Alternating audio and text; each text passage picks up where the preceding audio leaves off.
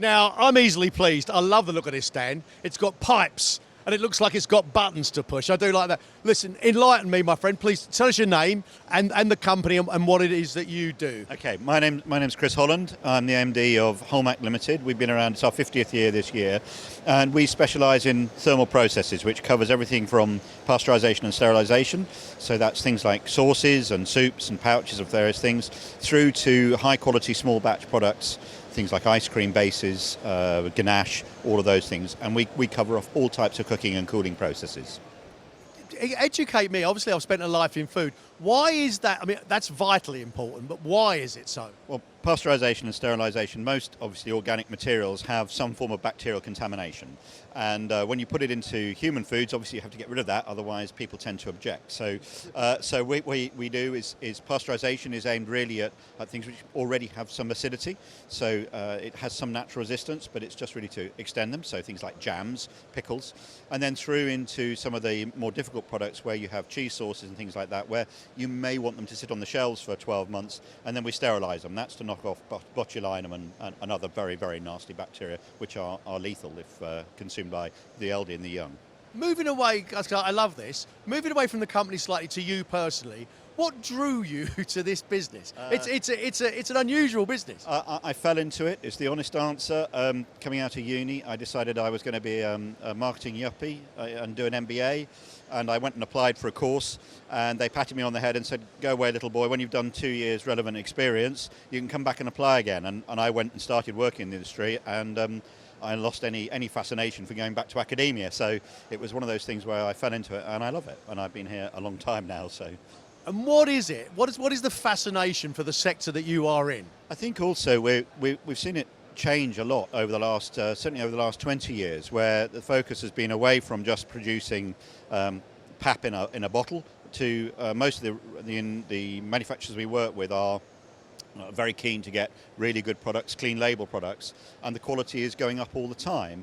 But there is still the challenges with waste, and pasteurisation and sterilisation can really help with extending the life of products and therefore reducing the amount of waste. And about 500,000 ready meals a week, for instance, go straight from the production line straight into the bin. They never actually leave the factory, and that's mainly because retailers can't sell the product quickly enough, and there's not enough shelf life on them. And so a simple pasteurisation, for instance, gives 17 to 24 days, whereas a standard chilled product has 7 to 9.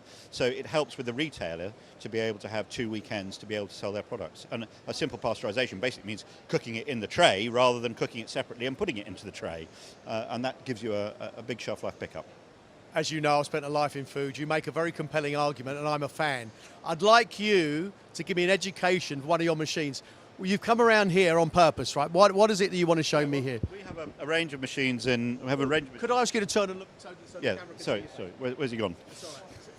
So here we've got a range of equipment which is made in Italy. They're aimed at very high quality small batch, and we've seen a lot of smaller manufacturers come into the marketplace who want to do really special things: bone broth, very, very smooth chocolatey products, ice cream bases where you've got natural ingredients with nuts and dulce de leche and things like that. So the quality is rising all the time, and these are designed to do any type of process you want in one machine. So you can pasteurize, you can sterilize, you can blend, you can cut, you can mill, and you can heat and you can cool. Hang on. Are you telling me this little shiny thing here does all of that? Seriously? I know you wouldn't lie to me, but seriously? All of that. And they start with really small ones, where we have a couple of restaurateurs who've bought machines where they may be wanting to make things like soft centres to arancini and things like that. And we make the basis for that to give a really smooth texture. Things like crab bisque, where you mill the shell after you've roasted it to give it, and then you strain it, the sand out of it to give really high quality products. I had absolutely no idea. Where is another machine you can show me? I want to know more. Well, we've got, in terms of this one, this is a 70 litres, so that will handle about 45 kilos at a time. And then we go to this one, which is a much smaller machine, which is 5 litres. So it will do a couple of kilos at a time, and this is mainly aimed at chocolatiers, so where they want to make very smooth or aerated products, so we can do things like a ganache or a whipped product to go into the centres of high quality chocolate. So. But you are going across the whole range of foodstuffs here, right? Yeah. From mass production to artisan producers. And back again? Yes, we do. I mean, some of the things, we've just done a system for 12 tonnes an hour for one of our big customers who make cooking sauces. So there you're looking at very large scale production, very high speed lines. You've seen some of them. I've seen on your program that there's been a number of factory visits you've done where a lot of our technology is already installed. But obviously the market is very diverse, and there's the one end of the market, which is convenience, and then the other end of the market, which is speciality, and both markets are very vibrant at the moment. So we've just done an ambient hummus, for instance, which is a stick product which you stick on the trains, and then it's an ambient product, so you can dip without having to worry about the chill. Are you, I might not leave this stand, you know, are you having to tailor each machine to every customer, or is there something on the shelf that will do the job? Most of what we do is bespoke, so obviously there's some standard technologies that you can blend in, but a lot of the reason why we've existed as a business for so long is we think outside the box, so we get challenges. For instance, you know, with plant proteins coming along, we've done a lot of work on how to get umami into plant flavors, because some of them are not very easy to eat when they're in their natural form. So, for instance, a cooking or even a pressure cooking process gives you length of flavour, texture change and everything else, and it makes them very palatable. Mr. Holland, I now need to know, do you cook? I do.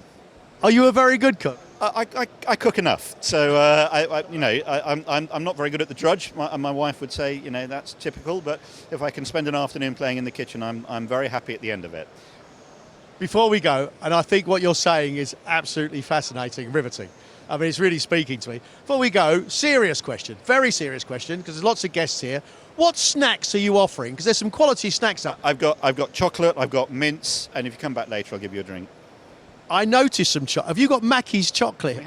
We have, yes. Have you been to Mackey's? Some of the best ice cream I've ever tasted in the world. All of the bases are done on our equipment. All of the ice cream bases are done on our kit. No money changed hands here. We just both like Mackey's ice cream. Thank you very much. Thank you very much.